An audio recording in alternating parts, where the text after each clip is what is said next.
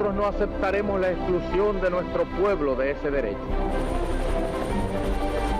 Mr. Gorbachev, tear down this wall.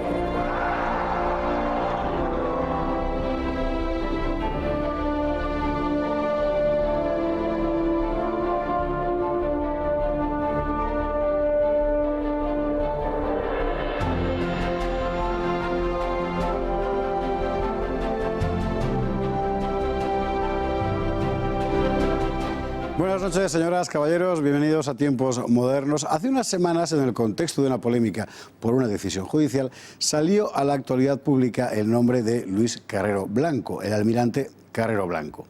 Y uno constató con sorpresa que la inmensa mayoría de la gente no tenía ni idea de quién era Carrero Blanco, salvo, bueno, los que más, pues que había sido asesinado por ETA en 1973. Y sin embargo, Carrero Blanco fue un hombre importantísimo en 30 años de la vida política española, pero bueno, absolutamente crucial. Hoy hablaremos de él, quién fue, qué hizo el almirante Carrero Blanco. Vamos a verlo. El almirante Luis Carrero Blanco ha sido uno de los políticos más influyentes de la historia reciente de España. Mano derecha de Franco durante más de 30 años, a su impulso se deben muy principalmente las políticas de modernización económica que cambiaron el rostro del país a toda velocidad en los años 60. Carrero, nacido en Santoña en 1904, ingresó en la carrera naval con 14 años y fue oficial de submarinos. Al acabar la Guerra Civil, desempeñaba la jefatura de operaciones del Estado Mayor de la Armada. En ese puesto recibió un encargo puramente técnico: elaborar un informe sobre las consecuencias que tendría para España entrar en la Segunda Guerra Mundial. Carrero escribió un concienzudo texto donde terminaba recomendando la neutralidad. No sabía el marino que el informe lo había pedido el propio Franco en persona. Franco, al leerlo, quedó tan impresionado que lo quiso tener a su lado y lo nombró subsecretario de la Presidencia. Era 1941. A partir de ahí, la trayectoria de Carrero Blanco fue meteórica. Procurador en Cortes en 1943, ministro de la Presidencia en 1951, vicepresidente en 1967... Carrero, autoritario y franquista sin fisuras, pero monárquico convencido, fue quien más apoyó al entonces príncipe Juan Carlos de Borbón como sucesor de Franco, y fue igualmente Carrero, padrino de los tecnócratas del régimen, quien pilotó la gran transformación económica y social de España en los años 50 y 60, que profesionalizó la administración del Estado y convirtió a nuestro país en una potencia industrial. Si el régimen de Franco tuvo alguna vez un jefe de máquinas, ese fue precisamente Carrero. En 1973, Franco, consciente de sus problemas de salud, nombró a Carrero Blanco presidente del gobierno. Era la primera vez en el régimen que alguien desempeñaba ese cargo, pero el 20 de diciembre de ese año, un poderoso explosivo estallaba al paso del automóvil del almirante cuando se dirigía a misa en Madrid. Con Carrero morían su conductor y su escolta. El atentado lo ejecutó ETA y la historia de España cambió. Y la historia de España cambió. José Luis Orella, muy buenas noches. Muy buenas noches. José Luis Orella, autor de un magnífico libro sobre los hombres de Carrero, de la gente que hizo el gran cambio socioeconómico español desde finales de los 50 y que son hijos de Carrero realmente.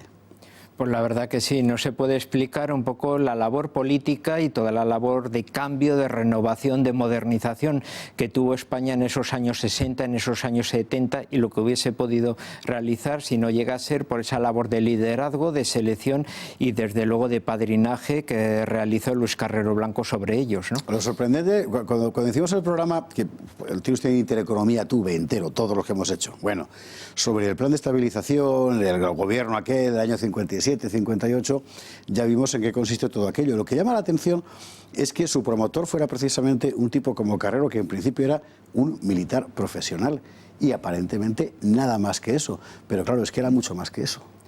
Hombre, desde luego, era un marino y los marinos, desde luego, siempre han tenido una visión un poco de la historia y quizá un poco por su propia disciplina de estar en el mar han visto la importancia que tenía para España el mar, ¿no? Como Luis Carrero Blanco, en una obra pues muy amplia que él tiene de libros, porque él, además, yo creo que de los que han sido casi primeros ministros, casi podemos decir el cardenal Cisneros y él son de las personas que se les puede estudiar casi desde varios prismas, ¿no? Y Luis Carrero Blanco se le puede estudiar como militar, se le puede estudiar como político, se le puede estudiar como historiador, se le puede estudiar desde muchos planos, ¿no?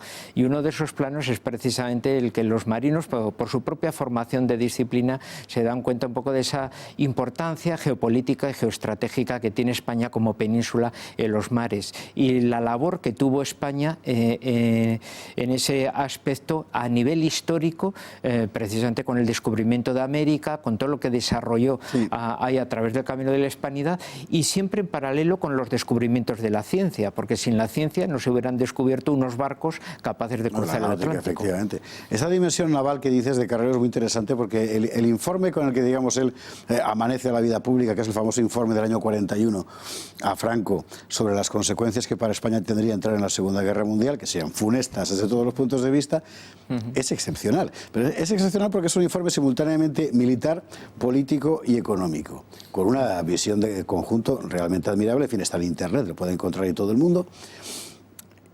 Y debió de impresionarle mucho a Franco, digo yo, sobre todo esa visión de conjunto, como para decir, bueno, este hombre será un gran militar, pero que venga ahora mismo a la subsecretaría de Presidencia, en fin, que no es moco de pavo, era un régimen, en fin, dictatorial. No, desde luego, hombre, él era una persona muy preparada, era, podemos decir, no era un marino normal, era un marino que había estado estudiando en la Escuela Naval de París, en Francia, durante el primer bienio de la República, donde solo iban los mejores, y en aquel momento hay que recordar que antes de la Segunda Guerra Mundial Francia costaba como la primera potencia militar del momento. Entonces él se había formado allí. Luego él había sido comandante de submarinos, que muchas veces se olvida eso, que siempre ha sido una de las armas más de vanguardia, como bien demostró la Segunda Guerra Mundial. O sea que estamos hablando de un marino, pero de un marino que siempre estaba metido un poco en aquellas bazas más de última frontera tecnológica y que había estudiado y se había codeado, podemos decir, un poco con los máximos avances un poco del momento, donde ya se empezaba a vislumbrar la importancia de la guerra económica, la importancia de las posiciones geoestratégicas. O sea, en definitiva, lo que se iba a ver en la Segunda Guerra Mundial, él ya lo había empezado a palpar como alumno, ¿no? Él llega al Palacio del Pardo, que es donde está la presidencia, la jefatura del Estado de entonces, año 41. Está allí, en fin, como subsecretario, es la mano derecha de Franco todos esos años, consejero de las Cortes, del movimiento, perdón, procurador de las Cortes después. ¿Cuándo empieza él a seleccionar a la gente adecuada para el gran cambio? Que es lo que vamos a ver a partir del año 55 sobre todo. Hombre, sobre todo va a ser un poco a partir de esa época, un poco a partir de lo del plan de estabilización. Ya un poquitín antes, él se había dado cuenta de la necesidad un poco de renovar el régimen. Había, podemos decir, dos vías. Una, la vía de José Luis Arrese, que él propugnaba, podemos decir, como una reforma del régimen que tenía que ir, podemos decir, hacia mejor, pero potenciando, se puede decir, como una evolución del partido, porque el partido siempre debería ser el puntal clave del régimen. Mientras que Carrero, sobre todo muy influenciado por la Iglesia como institución, lo que querían era potenciar las instituciones propias del Estado y debilitar precisamente el partido único. Exactamente. Entonces él lo que buscaba era una persona, podemos decir, que verdaderamente, bueno, pues tuviera en la cabeza cómo se debería hacer esa reforma administrativa, que luego a partir de la cual se podría generar un poco la reforma económica. Hay que decir que la famosa reforma administrativa termina con la ley de la función pública, que ha sido seguramente la mejor que se ha hecho jamás en España y que ha seguido vigente. De hecho, hoy sigue vigente, en fin, con diferentes cambios, pero el modelo es el mismo. Es literalmente revolucionario desde el punto de vista institucional, y eso lo empieza él con gente como López Rodó, que es prácticamente un niño entonces, son muy jóvenes. Ahí está, sí, porque Laureano López Rodó entonces era una persona muy joven, acababa de salir de Barcelona, estaba instalado en Santiago de Compostela y bueno, bueno, y empezaba él a hacer un poco sus pinitos de derecho administrativo allí, una persona pues muy preparada, que estaba traduciendo al español obras de uno de las personas que le influenciará mucho, que será Marcelo Caetano, uno de los catedráticos de derecho administrativo más importantes de Portugal en aquel entonces, y que posteriormente será presidente del gobierno, y así, y que bueno, él era una de esas personas que tenía un poco en mente, quizá con un poco esa visión de un realismo político, de los moderados, un poco de Bravo Murillo, cómo desarrollar en pleno siglo XX un poco ese proceso de derecho administrativo que simplificase, que ayudase después de la fase del caudillaje a crear, podemos decir, las bases, el contexto de un Estado de Derecho, de un Estado institucionalizado, que sería el verdadero heredero de un poco de un franquismo sin Franco en el futuro, ¿no? Una cuestión muy importante, la cuestión monárquica. Es decir, en aquel momento, dentro del régimen hay una familia monárquica que ya, por así decir, ha roto o está rompiendo con don Juan de Borbón, porque el hijo de Alfonso XIII, porque está adoptado una actitud, en fin, muy claramente antifranquista. La designación de Juan Carlos como heredero en realidad no es particularmente popular y, sin embargo, Carrero Blanco es uno de los que la apoya desde el principio a machamartillo. Hombre, desde luego, en su visión como militar hay que tener en cuenta que una gran parte de los militares se reconocían monárquicos. Otra cuestión muy diferente es que la sociedad española fuese monárquica, porque si habría que buscar bases populares, casi los sectores más populares monárquicos eran precisamente los carlistas, que desde luego no defendían la candidatura de Juan Carlos. Y desde luego la parte falangista, pues desde luego en ese aspecto o era muy crítica o era sencillamente neutralista, desde luego no era nada favorable, ¿no?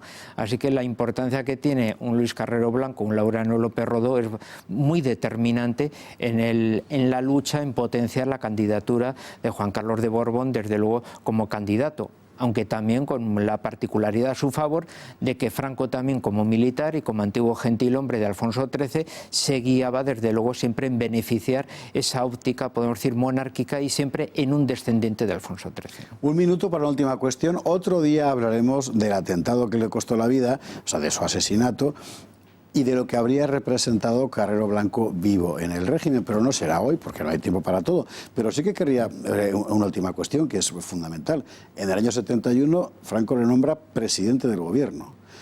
Nunca había habido un presidente del gobierno en España que no fuera el jefe del Estado, es decir, Franco. Quiero decir, bajo el régimen franquista es una delegación absoluta. Franco está muy mayor ya, es verdad. No, y desde luego es la persona de su máxima confianza y ha sido vicepresidente del gobierno y casi cada vez ha ido asumiendo más funciones. Así que el que asuma de repente la presidencia del gobierno casi en ese momento, bueno, es asumir ya un cargo que de forma progresiva en los años anteriores, sobre todo en los años 67, 68, 69, ya casi estaba ya llevando él un poco esa función. Es una visión desde luego muy autónoma, casi se puede hablar casi de una especie de neogolismo español. Sí. Él mismo en uno de sus planteamientos habla de cómo abaratar la energía para que se pueda ir a esa última fase ya de modernización y de industrialización española, con la creación de cerca de más de 20 centrales nucleares para que España pueda gozar de energía barata, ya que es muy dependiente del petróleo, es la crisis del petróleo, etcétera, ¿no? Y todas estas cuestiones son fundamentales para entender por qué fue tan importante su muerte, porque Carrero Blanco tenía un proyecto de Estado. Hoy hemos hecho la presentación del personaje. José Luis Orella, muchísimas gracias.